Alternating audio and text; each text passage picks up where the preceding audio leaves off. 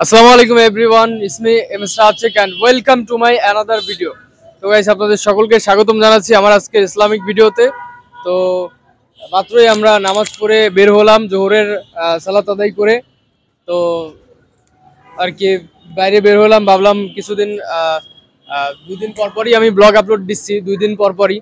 তো ভাবলাম যে আজকে তো 2 দিনের দিন, তাই ভাবলাম আজকে একটা ব্লগ ভিডিও বানাই। তো ইসলামিক ভিডিও, আজকে যেহেতু বৃহস্পতিবার, কালকে শুক্রবার, তো কালকে জুমাবার, যার কারণে ভাবলাম যে কিছু ভিডিও বানাই যে জুমার সালাত আমরা সকলে চেষ্টা করব সকলে আগে আগে মসজিদে যাওয়ার।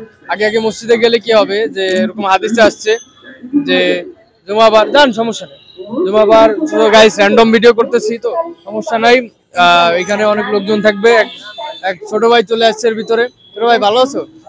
আচ্ছা ঠিক আছে, আমার লাইক দিয়ে দিও। হ্যাঁ আচ্ছা, তো যাই হোক কালকে হচ্ছে জুমাবার, তো সবাই আগে আগে মসজিদে যাওয়ার চেষ্টা করবো আমরা। এই বিষয়ে আমি অনেক গাফেল, তার কারণে নিজের ভুল নিজেই ধরলাম। আপনারাও দ্রুত যাওয়ার চেষ্টা করবেন।